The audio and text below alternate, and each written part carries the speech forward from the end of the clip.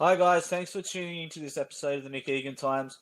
We have an awesome guest on this episode. We have Marcus White, who is a podcast host, writer, and avid sports fan living out of Atlanta, Georgia. Marcus's goal with his podcast is to help provide a non-biased, hilarious, and insightful view into the sporting world. You can tune into the What It Do, the sports podcast comes out each and every Tuesday. Marcus, welcome and thanks for coming on to my podcast. Man, Nick, thank you so much for having me on. Pleasure. How's it all going over there? It's going well. With COVID and everything, I live in Georgia, which is, a southern, more conservative state over here in the U.S. So things aren't as restricted as you may see, like in the New Yorks and Californias of the world. So it hasn't been that bad, actually. So you've been able to go out and do stuff regularly. Definitely, definitely. That's awesome. And how have you dealt with the pandemic and COVID, just generally speaking, since it obviously hit over there? Yeah, to be honest, that's one of the reasons that I finally kind of dove into podcasting, just kind of having that time, those idle hands, idle mind, just finding something to pour my time into. So doing that, spending more time with the family has always been good. I have two kids, so being able to spend more time with them has definitely been good. So yeah, just trying to expand my horizons as much as possible during this time. Yeah, I'm very similar to you with obviously the pandemic and starting it up as well. So yeah, I can definitely relate to you on that. All right, let's just jump straight into it. For the listeners, who is Marcus White? So Marcus White, a father first and foremost. Secondly, I am a dedicated podcast host. Being able to pour my energy into that. But just a young kid, came up, grew up in Chicago, on the west side of Chicago. Not the best area, but I would say that it helped kind of form my perspective of the world today, which has benefited me. But yeah, just father first and foremost, podcast host, avid reader, avid sports fan. Anything sports, anything from American football, basketball, soccer, rugby, anything anything like that I can turn my attention to. I'm super excited about. So yeah, I think that would describe me in a nutshell. That's amazing. All right, let's go back. Talk about obviously where you touched on you grew up. Um, how did it all begin, and how was life generally speaking growing up for you? Um, it, Life was a bit tough. Just being honest, growing up, like I said, on the west side of Chicago, for if you watch the news over here, you'll see Chicago pop up, at least 2, 3 times a week, just talking about the murder rate and how it's been the murder capital, of the country for some time now. And I always like to say, it's been that way for a long time. The cameras are just now arriving. So I was, had two older brothers, single mom, father was incarcerated. So just working to always find a way. That was always my mentality, was to be able to get out of Chicago, and find a way personally to take care of my mom, make sure she was taken care of and had everything she didn't have, and she wouldn't have to struggle like I saw her struggle. So once I hit about 11 or 12, my mom, scraped together some change and, scraped together some money, and we moved down to Georgia.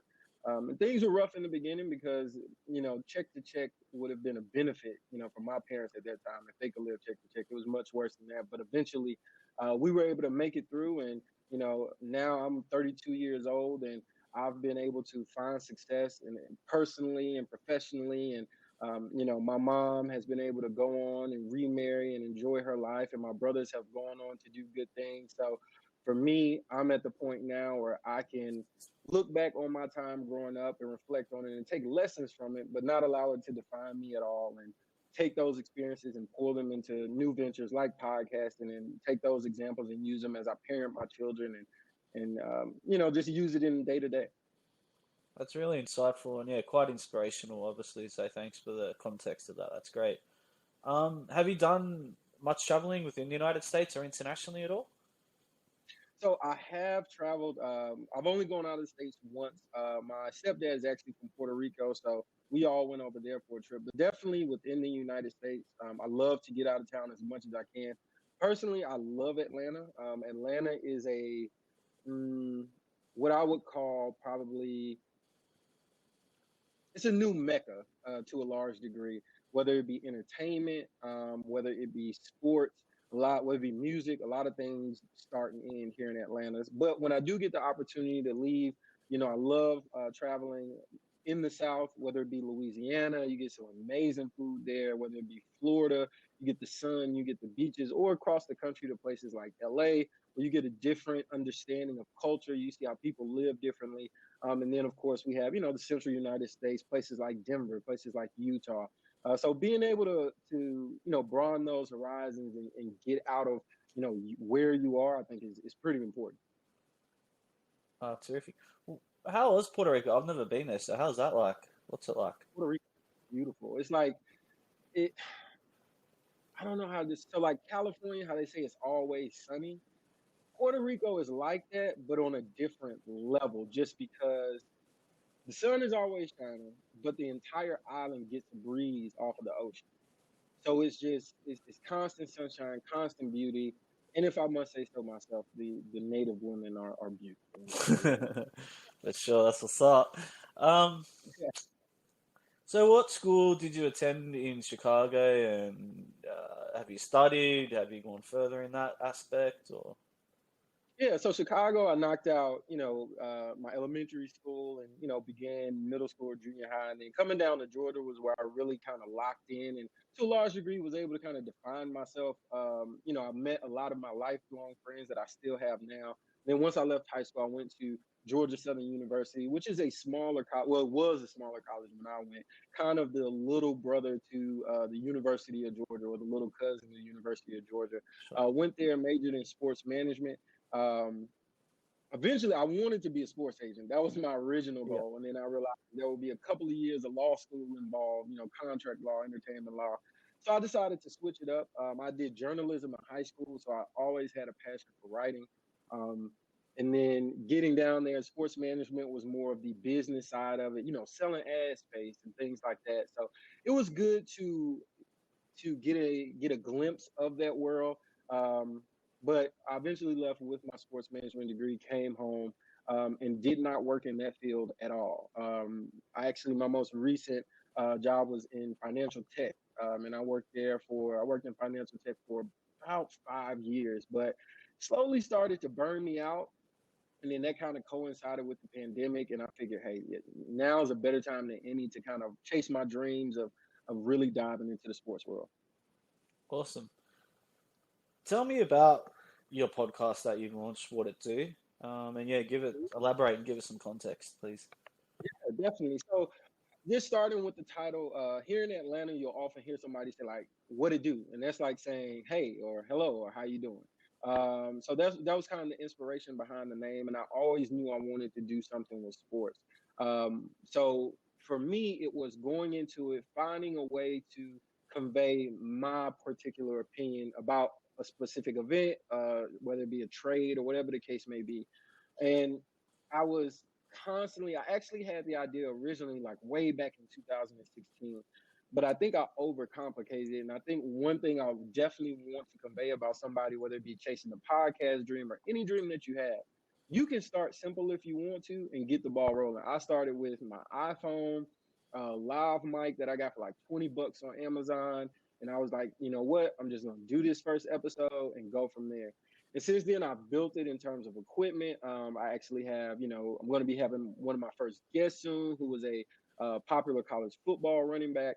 And then I was able to bring in other people into the fold, whether it be I have my brother and another one of my friends that have their own segment on the show each and every week. So it's sports, it's debate. You're definitely going to get some laughs throughout it, and then you're always going to get some insight from me personally, just some of my insight, whether it be on a specific topic or a wide array. But I do like every episode to zero in on one topic and just give you kind of a long form breakdown from my point of view.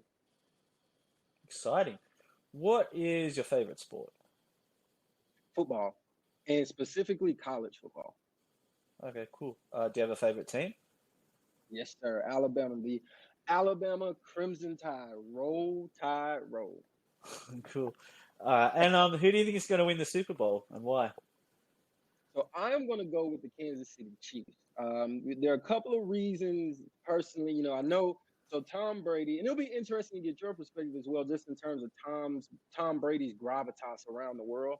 And for American football fans, he is the GOAT. He's the greatest of all time. 6 championships, especially in football, that's something difficult to attain.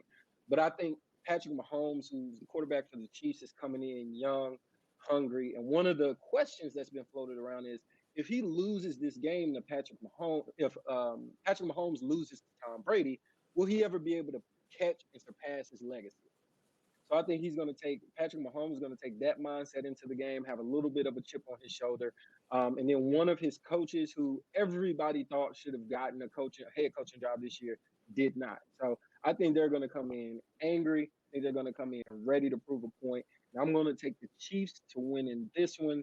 I'm going to take it 42-21. That's a big margin for a football game, especially the Super Bowl. But I think that that anger, that little bit of frustration that the Chiefs has is going to play out on the field. Yeah, I agree, and it's the new bull versus the old bull, and it's going to be whoever comes up is going to be the one that can handle the pressure. And I personally believe Tom Brady's got that experience. He can also do some big things on the field. So I'm really excited and looking forward to watching it. Let's talk NBA. Who do you think is going to win the championship this year? So being from Chicago, I'm a Michael Jordan homer all day. I'll be the first to admit that. For me, nobody will be able to pass Michael Jordan. But with that being said, I do see LeBron and the Lakers taking the championship this year.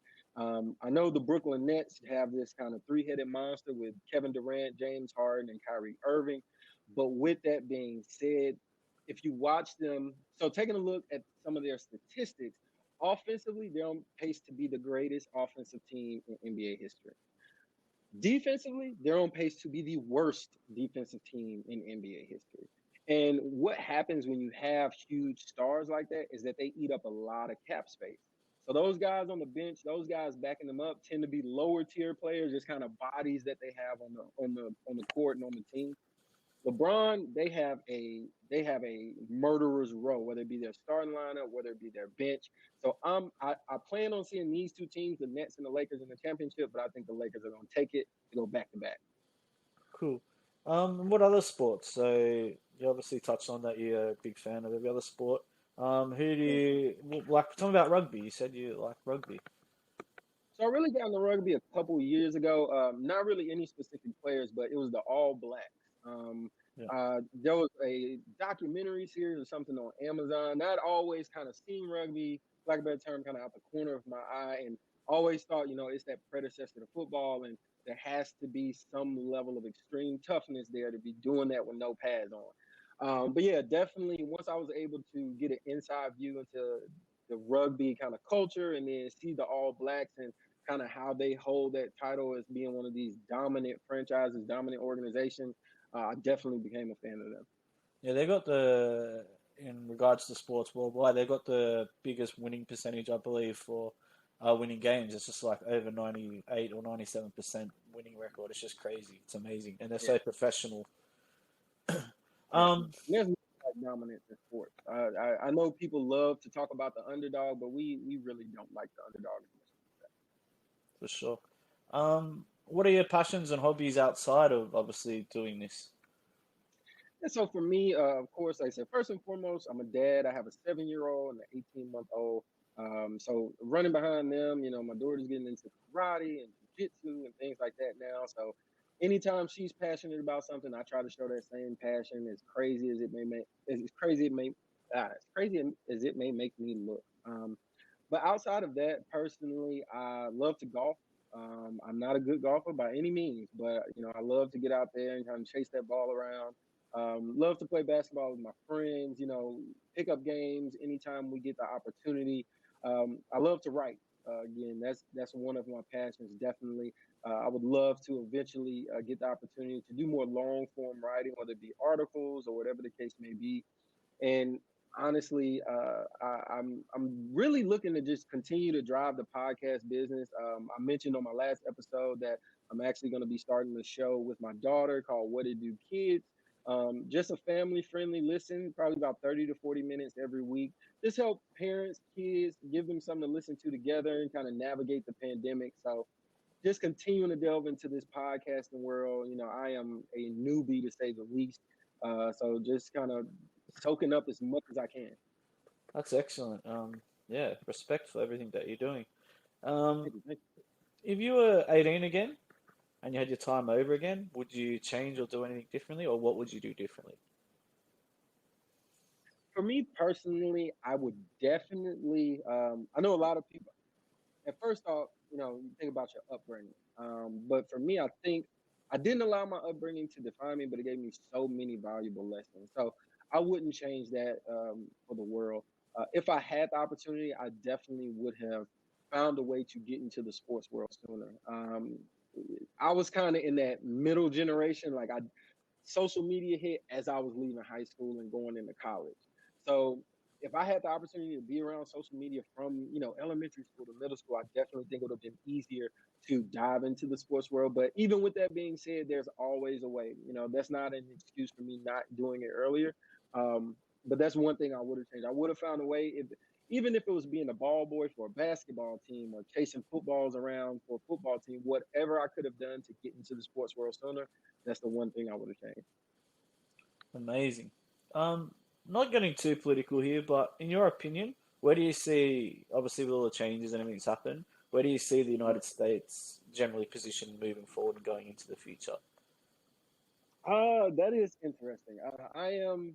I tend to be personally. I love you. I wouldn't be able to do what I do or where I've come. I wouldn't be able to come from where I come from in any other country. I feel like, just with the opportunity that I've been given. But I do think that with leadership transitioning in the country, it'll be an opportunity for us to hopefully kind of mend the fence. Things are heated on both sides, but I think one thing that the last president did was he fed off of that division. He kind of That's what kind of drove him, and that's what kind of drove his base. Um, but I think the new president, while without getting into policy or anything like that, my hope is that he works to bring people together. And on the world stage, I hope that we can kind of retain or return to prominence. Just because I feel like the last 4 years was an opportunity for people around the world to kind of get their, for lack of a better term, comeuppance against the United States. Especially with everything that happened with the storming of the Capitol. Those are things that we looked at and we only saw in other countries. So I think it was something. I think the past 4 years have been humbling for the United States, but I think it's something that we needed to happen. Terrific, and that's great insights into your opinion. Marcus, thank you for joining my podcast. I do appreciate it. I wish you all the best and success with your current podcast and the one you're talking about with your daughter. And yeah, man, I wish you all the best in 2021. Definitely, Nick. It's been a pleasure. Again, thank you so much for reaching out. I've gone through your entire catalog for your podcast, and you do an amazing job with your interviews. So kudos to you, sir. And it looks like neither one of us have been doing it for that long. So keep going, keep pushing. I'll do the same, and hopefully we'll see each other at the top of the Apple chart soon. For sure, man. We'll just keep grinding away and get there. You got it, sir. You got it. Take care. All right, you do the same.